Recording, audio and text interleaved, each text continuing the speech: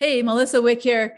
Today, we're going to talk about 5 mistakes not to make with your independent contractors.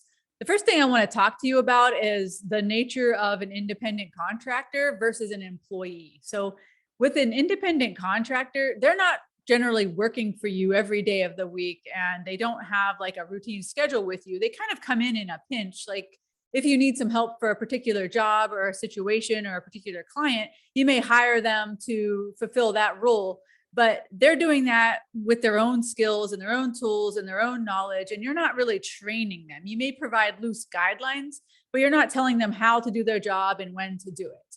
Versus an employee where, you've trained them, you tell them how to do their job, you have expectations, you expect that they're going to show up at a certain time, you have hours that you expect them to keep. So there's a pretty big difference, and the reason it matters is because you don't want to misclassify an independent contractor that's actually an employee. Because what happens when you do that is that you owe a lot of money back to, Ohio Department of Job and Family Services. So it's an analysis that if you're confused at all about, it's worth asking a lawyer to sit down with you and talk about, hey, is this hire that I'm thinking of making something I can call an independent contractor, or is this something that I should probably call an employee?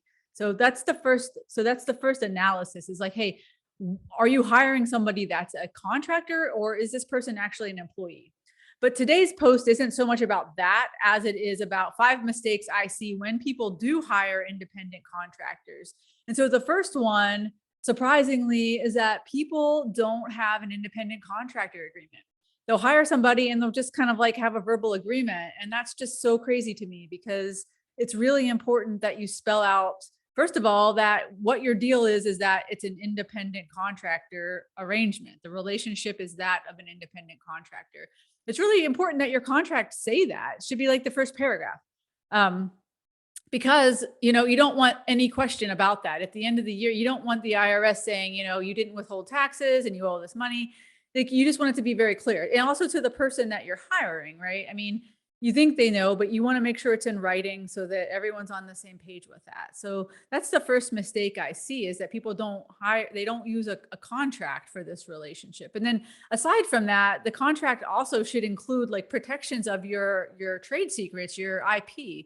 And any good independent contractor agreement is going to spell out like that there are certain confidential information that this contractor might have access to by virtue of your relationship. And so that stuff then is protected. It's kept confidential by virtue of this independent contractor agreement. So that's another thing. It doesn't protect your IP if you just don't have a contract. And then the third thing is just that, like, if you're going to work with a contractor, you at least want to kind of spell out the scope of their job duties, right? Like, you don't want to just kind of like leave it to chance. You're not allowed to control how they do the job and when they do the job, but you are allowed to set general guidelines in terms of like project deadlines and things like that. So, I mean, that's the first mistake I see. I'll say it again, is that people just enter into these arrangements without any contract, which is completely silly.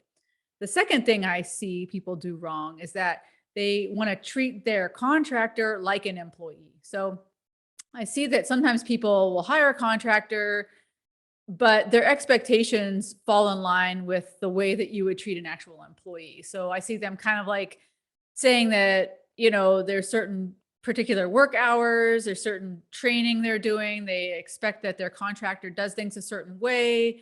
The contractor's working for only them. They kind of expect that the availability will remain open for them.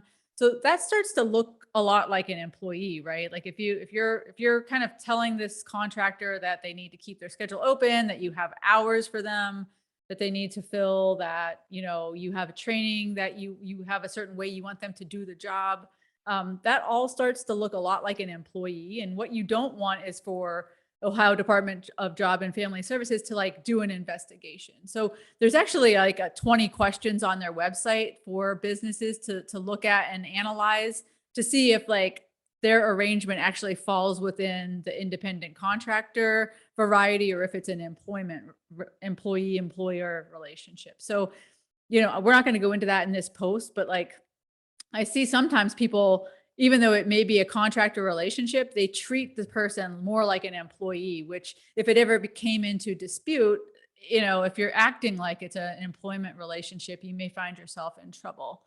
So that's the second thing, is that they treat their contractor like an employee. The third thing I see that people mess up with is that they require weekly time reports. So like having a contractor turn in like a set of hours, or, make sure they're working a certain amount of hours, starts to feel a lot like what you would do with an employee. So sometimes I see that they're calling someone a contractor, but they're like setting a schedule that the contractor has to abide by. And so I always caution people, when you behave like you're their employer and you're kind of their boss, it starts to imply that this is not an independent contractor, it's more of an employee. So that's the third thing, that I see people, the third mistake I see people make is that they require weekly time reports or time slips. And that's something that you shouldn't do with a contractor, because that's not the nature of your relationship. And the fourth thing I see people make mistakes with their contractors with is not setting a schedule or like deadlines. So like when I say you can't control the way a contractor does the work and when they do it, you can like give general guidelines. Like you can say, hey, there's a deadline with this project on this day. And so your part of this project needs to be completed by this day. And that's totally reasonable. And so what I see people do sometimes is they think, well, this is a contractor. I don't really have any control over this, or I'm just going to let them do their thing. But the problem is, like, if you have a contract with more than one person, most of those people need to kind of collaborate on their services and have the timing work out. So you are allowed and you are expected, and you should kind of give your contractor like the general deadlines and like a general schedule for when the project is to be complete. That way you'll have a happier client ultimately, and your contractor will feel like they can manage their time as well. And the last thing, the fifth thing I see people do, the fifth mistake I see people make, is that they have a contractor sign a non-compete, or they want to have a contractor sign a non-compete, which I'll tell you, that's a huge mistake. It's not allowed in a contractor arrangement in the first place. And then it's barely even something that is allowed in an employment relationship. So like non-competes are not favored these days in court because they restrict somebody's ability to work, basically. And the courts are finding that, like, that's a tough thing to do to somebody, to have them sign a non-compete and then restrict their ability to work. So with a contractor relationship, that's definitely a no-no. You do not want to have someone sign a non-compete. You are, however, allowed to have them sign a confidentiality agreement, and you should, and you can also have them sign a non-solicitation agreement as well. So what that means is, like, in your contractor agreement, you're allowed to say, hey, you can't work for me on this project and get to know my customer and then know what I charge and my methods and my marketing and my price strategy, and then just go offer the same to my customers. You're not allowed to like go after my customers. That's a non-solicitation. So it doesn't restrict their ability to work. It just restricts their ability to like go after your own customer list. So that's something you should definitely have in your independent contractor agreement, and same deal with confidential information. So, that's something that you should take care of. But one of the fifth mistake I see people make is they try to do like a non-compete, which is not something you can even do in this relationship. And it also just implies that it's more of an employee relationship than it is a contractor relationship. So those are my 5 big mistakes not to make if you hire a contractor. And my name is Melissa Wick. I own Wick Law Offices. It's a small business law firm here in Columbus, Ohio, and we support businesses in many different ways, from setup to contract work to bringing in partners or dividing business assets. And we also do litigation. So my name is Melissa Wick. My law firm is Wick Law Offices, and you can contact me at mwick@mwicklaw.com. Thanks for listening.